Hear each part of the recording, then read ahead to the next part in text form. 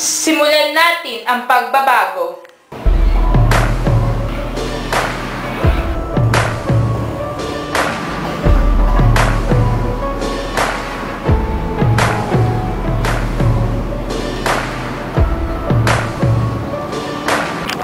Tayo magtulong-tulong para payabungin ang bansa. Pagbibigay ng dekalidad na edukasyon para sa ating mga kabataan. Pagpapayaman at pangangalaga sa ating likas na yaman. Mabilis na pag-ahon ng ekonomiya at turismo. Pamamahagi ng pabahay at kabuhayan para sa mahihirap. Palalawakin ang seguridad ng buong bansa at pangangalagaan ng kalusugan ng bawat isa, dulot ng mababang presyo ng gamot. Samahan natin silang labanan ng korupsyon. Ako, ikaw, tayong lahat, magsasama-sama tungo sa tagumpay.